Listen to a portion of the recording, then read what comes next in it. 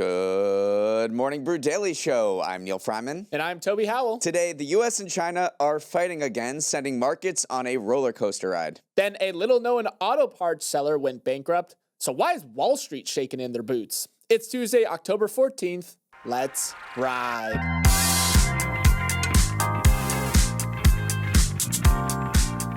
Good morning. Hope you all had a relaxing 3-day weekend. Toby, get into anything fun? Yeah, I went to Providence for my soccer alumni weekend and then slept 16 hours on Sunday. Pretty good weekend. Straight through?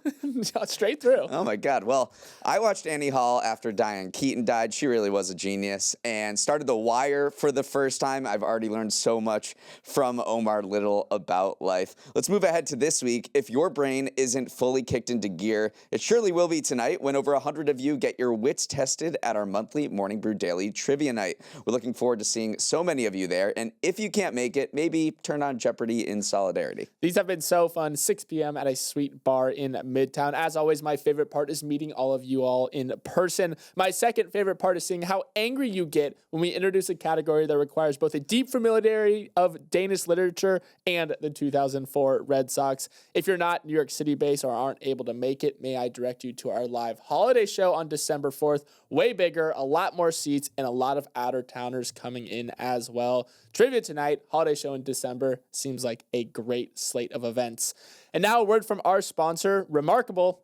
Neal, how would you grade your note-taking skills? I mean, I'm not a court stenographer, but... Trick question. They desperately need improvement. You got to get the Remarkable Paper Pro. It's the 3rd generation paper tablet from Remarkable. It features the all-new canvas color display, built-in reading light, and class-leading responsiveness. This thin, minimalist tablet is designed to feel and sound like writing on actual paper, but you can also turn your handwriting into typed text. Use the reading light to work anytime, and structure your work with dozens of built-in templates. And most importantly, Remarkable's mission is about helping you think better. That means no apps, social media, or any other distractions, just you and your thoughts. Whether you're in a meeting or deep in a creative session, this paper tablet helps you think better. You can try Remarkable Paper Pro for 100 days for free. If it's not what you're looking for, get your money back. Visit remarkable.com to learn more and get your paper tablet today. That's remarkable.com.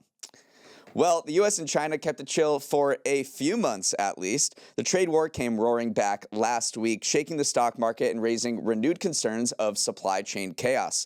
The first volley was launched by China on Thursday when Beijing issued sweeping export controls of rare earth minerals, which are key ingredients for products that underpin the modern economy: smartphones, cars, weapons, semiconductors, and more. China controls 90% of rare earths, so when it limits their shipments abroad, it causes an earthquake for companies that need those components. President Trump responded the next day, vowing to raise tariffs by 100% on Chinese goods come November 1st, as well as threatening to cancel his upcoming summit with Xi Jinping. His Truth Social post was not well received on Wall Street, where stocks plunged to their worst day in months. The S&P 500 fell 2.7%, its biggest one-day drop since April 10th. The Nasdaq cratered 3.5%, and the Dow lost nearly 900 points. In all, $2 trillion in equity values evaporated in a single day. The destruction was even more severe in the crypto market, which suffered a mysteriously gargantuan wipeout. Bitcoin, Ether, Solana, and smaller coins all tanked, leading to $19 billion in losses, the largest liquidation event in crypto history, according to CoinGlass. But yesterday was a different story entirely, and soaring stocks recouped more than half of their Friday losses because Trump signaled he was open to negotiation. On Sunday, he posted, "Don't worry about China, it will all be fine. Highly respected President Xi just had a bad moment. The USA wants to help China, not hurt it." An analyst from briefing.com, Patrick O'Sare, kind of summed up this rhythm that we have gotten used to over the past few months. This is just such nonsense, the heaving to and fro on social media posts, but it is what it is, and the stock market seems fine playing part of the puppet, and is what it feels like. It feels like the stock market just goes up and down based off of the whims of social media posts for the most part. There is one other factor, though, that might have explained some of the resilience we saw in this bounce back period yesterday, and that is tech seems to be a counterweight to this chaos. Specifically, the AI trade seems alive and well because we also saw shares of Broadcom surge 10% after OpenAI said it would partner with that chip maker to design some of its own AI processors. So you have to throw that into the mix as well. We almost have these dueling narratives, seeing if AI enthusiasm can outweigh the tariff risk that we saw kind of seep into the markets on Friday. And there's growing conviction that this is just a negotiating ploy by both sides.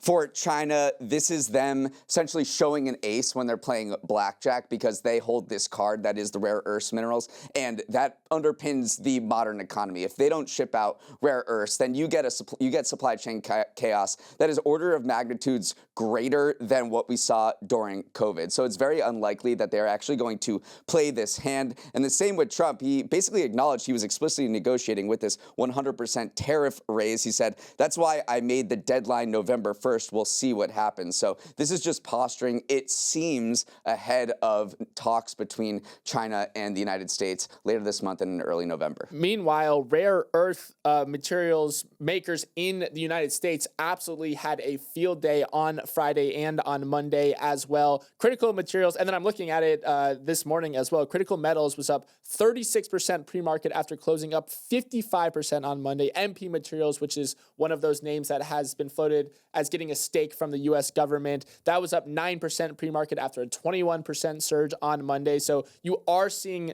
U.S.-based makers or miners of these materials reaping the rewards of it as well. So we've talked about the AI trade, and now it looks like the rare earth trade is also alive and well. Because there's increased understanding among U.S. companies and also in the White House that because China controls 90% of rare earths and they're so important to everything that we use on a daily basis, the United States needs to build out its domestic supply chain. It's been so far behind. Really, everyone has, except for China, on building the infrastructure needed for rare earths to get them into products, because rare earths are not honestly rare at all. You can find them pretty much all over the globe. The problem for countries that aren't China is they don't have the infrastructure to turn them into magnets, which are the type of rare earths that you need to put into actual products. So yesterday, we saw JP Morgan announce a $1.5 trillion initiative aimed at strengthening industries critical to U.S. competitiveness, critical minerals, advanced manufacturing, energy, defense, frontier technologies like AI and quantum computing. So there does seem to be a lot of momentum around building out domestic supply chains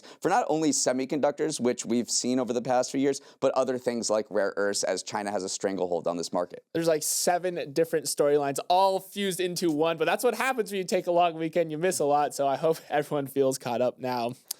Moving on, it's not often that a little-known auto parts supplier can send ripples through the global capital markets, but when First Brands went bankrupt earlier this month, it set off outsized warning bells. From the outside, First Brands looked like a quiet success story of the private credit era. The company had grown from a modest auto parts manufacturer into a global supplier with 26,000 employees, backed by a dense web of lenders, including subsidiaries of big names like Jefferies, UBS, BlackRock, all eager to finance its next acquisition. But behind the scenes, things were looking messier than my room, with vendors complaining of late payments, basic calls for documentation getting met with hostility, and things like the founder keeping his camera off on Zoom calls as setting off warning signs. When the company filed for bankruptcy in late September, it was worse than anyone could have imagined. First Brands listed $11.6 billion in liabilities, more than double what most of Wall Street believed it owed, and admitted that $2.3 billion in short-term financing had simply vanished. According to court filings, part of the problem was that the company would pledge the same invoice revenues to several of its lenders, like when you promised your last week to 2 players in Catan. The lenders that funded First Brands' expansion were suddenly left with a massive egg on their face. A subsidiary of Jefferies has $715 million in exposure to First Brands. A unit of UBS reported $500 million in losses, while hedge fund Millennium is nursing about $100 million in losses as well. Many weren't traditional banks, meaning their financing falls into the far less regulated world of private credit, a $3 trillion market that exploded after banks got more cautious with loans following the 2008 financial crisis. Neal, again, in the grand scheme of things, this was a auto supplier who grew a little too fast, but it's also a wake-up call on how trillions of dollars have migrated out of traditional banks and into this murkier world of private lending. If not having your camera on during Zoom meetings is a sign of concern, then, Morning Brew's about to go belly up. Yeah, let's go big picture first here. This private credit industry has ballooned in the past few years. Non-bank financial institutions is what they're called. NBFIs have more assets than the regulated banking sector. It's now worth $2.1 trillion. You have policymakers on both sides of the Atlantic saying that a lot of this risk-taking that used to be concentrated in the banking sector, the regulated banking sector, we kind of knew about it. It went past 2008. We announced all these regulations to bring it more in line with what is deemed sufficiently risky. And that's, migrated to these murkier corners of the financial market. So you have these loans that people don't really know about, and you only see the damage or how risky they are is sort of when First Brands or another auto lending company named Tricolor went bankrupt in these past few weeks. Yeah, this is just a very secretive company as well. The CEO, Patrick James, not only does he keep his camera off during Zoom calls, he doesn't like to be photographed as well. His entire thing was secrecy, so it makes sense that his books were also very opaque as well. And so when I said that he is getting financing by pledging receivables to multiple lenders, that is a relatively common practice in inventory heavy industries like auto parts manufacturing. You say, hey, I got this big PO from Walmart. Can you lend me some financing up here so I can cover it in other parts of my business? But what it was doing was basically saying, hey, I have this PO to Walmart, and it would take it to 4 different lenders and say, can I have money? Can I have money? Can I have money? Can I have money? And obviously that is a house of cards that is going to topple at some point. But that is almost a feature, not a bug, of the private credit lending system, is that you can get higher yields because they are riskier bets. And so all of these pension funds were pouring money into the private credit industry, chasing after those yields. But when something like this happens, it's very hard to know that things went belly up before it's too late, which is exactly what happened in this regard. Yeah, so the question is whether this is just a blip on the radar or a bigger canary in the coal mine for private credit. Okay, welcome to Winners of the Long Weekend, the segment where Toby and I pick 2 things that stayed dry through the Nor'easter. I won the pre-show pumpkin carving contest, so I get to go first. And my winners are Joel Mokyr, Philip Aghion, and Peter Howell for winning the Nobel Memorial Prize in Economics for explaining how innovation and technology power economic growth. While it may seem obvious to anyone who's used Clippy that technological progress fuels the economy, these nerds did the work to explain how this works in practice and modeled it mathematically for the first time. Mokyr is the historian of the group, explaining why the Industrial Revolution in the 1800s was the spark plug moment that boosted living standards and quality of life for people around the world. Before then, for nearly all of human history, the global economy didn't expand that much at all. But in the last 2 centuries, everything changed. Per capita economic growth has more than doubled for each generation in the US and the UK, fueled by what Mokyr found is a self-sustaining process by which science and knowledge are shared and built upon to produce new discoveries. The other 2 winners, Aghion and Howell, focused on creative destruction, building a growth model with that concept as the key element. Creative destruction, the Nobel Committee explained, is, quote, an endless process in which new and better products replace the old. So think cars wiping out the horse-drawn carriage industry or Netflix crushing Blockbuster. Both led to short-term pain for certain sectors, but created more wealth in the long term. Toby, first of all, congrats to your Brown Bears because Peter Howell is a professor there. Did he flunk you? No, I was an English major, Neal, so I wasn't really taking any of Mr. Howard's classes. But this is a very interesting, just historical perspective on humanity. Let's go to Mokyr's findings first, where if you look at economic progress since the Industrial Revolution, it is a straight line, but that is not necessarily something that is inherently baked into humanity. It took a lot of cultivation for that to become a thing. And the big difference that he said that changed during the Industrial Revolution is Before, when humans would discover something, think fire or the wheel, it would lead to this short-term productivity jump, but it wouldn't lead to anything sustaining because you don't need just discoveries. You need an understanding of why, or you need a curiosity in society. You need scientific grounding. And he says that is what makes humanity so good at compounding this growth. But he also is kind of warning that you need to create an environment where you have support for that sort of discovery. You need science. You need, a big thing is immigration as well for this exchange of ideas to happen too. So that is where this culture of progress came from in humanity. It wasn't something that was inherently baked into our DNA. Right. And another one of the winners warned against this closingness of the global economy that we're seeing right now through protectionism. He said in his interview post-winning, Aghion said, openness is a driver of growth, adding that he sees dark clouds accumulating. I am not welcoming the protectionist wave in the United States. It's also I was curious to hear what he said about AI, because this is the guy who not invented the term creative destruction, but really modeled it for the first time. And we're hearing from a lot of the AI bulls, a lot of the AI CEOs, that there's going to be a period of creative destruction where a lot of jobs are wiped out through AI. But ultimately, economic growth will be even greater because of the productivity gains from this new technology. So Aghion, who modeled creative destruction, said after he won, ideas will become easier to find more than ever thanks to AI. So AI has a big growth potential. The problem is to harness that potential, and that's where competition policy is important. So he's warning of too much concentration at the top from big tech companies who are plowing ahead with AI at the expense of everyone else. But taken as a whole, a very interesting model of progress, timeline of progress, if you will, basically figuring out how progress started in humanity, how it sustains, and then also some warning signs about how it could die as well. So fascinating winners. Shout out the Brown Bears. Couldn't have done it without them. Now we're going to take a quick break and come back with my winner of the weekend. My winner of the weekend is James Franklin, the recently fired head coach of Penn State's football team. 3 weeks ago, Penn State was just an overtime play away from being ranked the #1 team in the country. But after consecutive losses to UCLA, one of the worst Power 5 teams, and lowly Northwestern, a punching bag in the Big Ten, Franklin is out of a job. So why is he in our winner segment? Well, as he heads for the door, Franklin will collect $49 million in payments as part of his contract's buyout clause.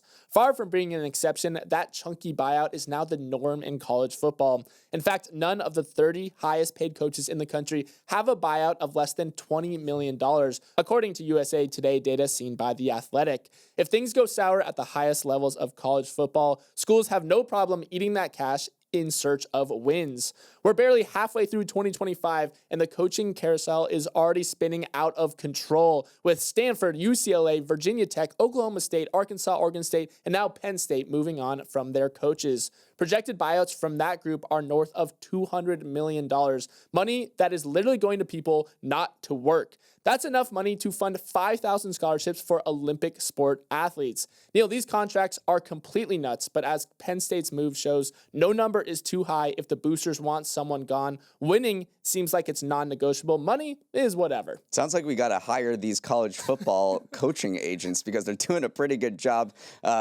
leveraging their coaches over these athletic directors who they're negotiating against. College football coaches are the highest paid public employees in more than 30 states, and their salaries have been high for a while, but they reached new heights back during the cycle of 2021 and 2022 when Lincoln Riley got a 10-year, $110 million contract from USC, and LSU gave Brian Kelly a 10-year, $95 million deal. So this kind of reset the market for what these head coaches were expecting. And as I mentioned, it seems like the balance of power in terms of negotiating these contracts between these high-powered agents and college football coaches against these athletic directors who spend most of their time doing, fundraising and other things that just aren't negotiating contracts, that are the agent's bread and butter. It seems like there's just an absolutely insanely imbalanced playing field here, and you're seeing James Franklin get a $50 million buyout. That's not even the biggest in college football history. A couple of years ago, Jimbo Fisher from Texas A&M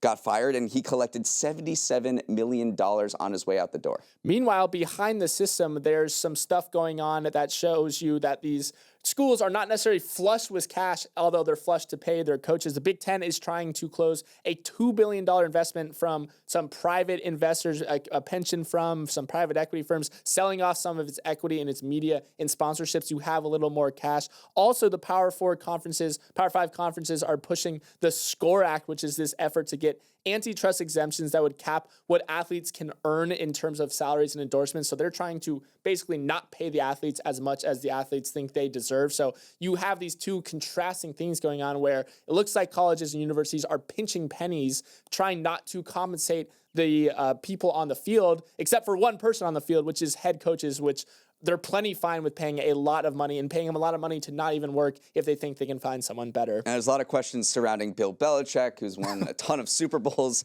at the New England Patriots, and he got a $10 million contract per year from the University of North Carolina this year. They are not playing well at all, so there's been a little bit of chatter about whether he was going to leave. Of course, he has a $20 million buyout as well, and he came out over the weekend and said, "I'm not going anywhere. The rumors to this are categorically false." Okay, it's a Tuesday. That's actually a Monday. So here's what you need to know to stay ahead in the week ahead. The government shutdown, now 2 weeks old, could begin to take a substantial bite of the economy this week as more furloughed federal employees miss their paychecks due on Wednesday. Already, the shutdown has led to flight delays, Smithsonian Museum closures, and IRS phone lines going down. But as more employees don't see a paycheck and more get laid off, it could start to dent consumer spending, which drives the bulk of economic growth. Neither the Democrats nor Republicans seem to be in any sort of rush to resolve this. Yeah, William Hoagland of the Bipartisan Policy Center put it, it's a slow burn, but it gets worse as it goes on. And what he means by that is every week that a shutdown continues, that means no more paychecks, which means increased mispayment on stuff like mortgages, on credit cards, on auto loans. It starts to compound after that. And that's why you start talking about shaving points off of GDP the longer a government shutdown goes on. We are fully into that long-term shutdown at this point. So it does look like we are looking at trimming quarterly growth at this point, because if you're not making any money, you're not receiving a paycheck, that money is not circulating in the economy, starts to affect a lot of things. And the data blackout is continuing. We're supposed to get these inflation numbers, consumer price index, on Wednesday, which is critical to the Fed's thinking on how they're going to move on interest rates. But that has been delayed until next Friday, the 24th. And meanwhile, we don't even have the jobs numbers that were supposed to come out on October 3rd. So everyone's kind of flying blind in this particular economy at this moment. Starting today, Salesforce will begin its annual takeover of San Francisco with its massive Dreamforce conference. Over 50,000 people who definitely know what Salesforce does will descend on the city to hear CEO Mark Benioff give a keynote address on what he calls agentic enterprise, a new corporate model in which AI and humans collaborate. But political comments he made ahead of the conference could overshadow his business push. In an interview with the New York Times last weekend, the longtime liberal Benioff called on President Trump to deploy National Guard troops to San Francisco, claiming that Democrats had, quote, destroyed the city. Yeah, this was a big switch up for Benioff. He is kind of the poster child for, one, San Francisco philanthropy. He's pledged $1 billion into, the Bay Area in general, but he also has just kind of been one of those figures that you seem like, oh yeah, he's a San Francisco person. It doesn't seem like he's aligned with Trump in any way, but here he is kind of aligning himself with him, especially because if you read between the lines, Salesforce has the U.S. government as a vendor. So some people are saying maybe he's trying to run the playbook that other tech execs have. Tim Cook got a statue or gave a statue to Trump. So it seems like maybe he's seeing what other people are doing around the tech industry and positioning himself as well for the next few years of the Trump era. On Wall Street, it's the most wonderful time of the year. No, not the winter holidays just yet, but Q3 earnings season,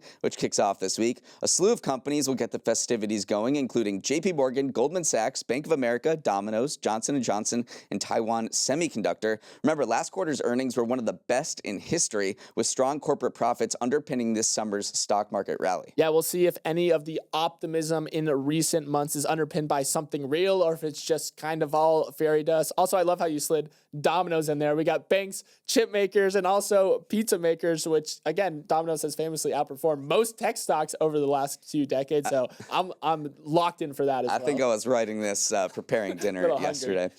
In sports, the championship series are underway in Major League Baseball to determine who will play in the World Series. In the American League, the Mariners are already up 2-0 on the Blue Jays, and in the National League, the Brewers lost Game 1 to the defending champs Dodgers, but somehow managed to pull a 404 ground ball double play in one of the most bizarre baseball scenes you will ever see. You gotta watch this Brewers play. It literally is unfathomable what happened. I saw a tweet that basically said, "You've never seen a play like this. It wouldn't load. And then I saw it and I was like, I guess you're right, actually. But also shout out to the Mariners. You know, my fiance is from there. My sister lives out there right now. So I'm getting a lot of excited texts from kind of first-time baseball fans because the Mariners, long-suffering, haven't been to the playoffs a while. So rooting for them to win. Yeah, if you're looking for any underdogs to root for, the Mariners are good because they have not been in this position for a while, and they've never won a World Series. And then on the other side in the National League, the Brewers are one of the other teams that has never won a World Series. They've always lived in Chicago's shadow.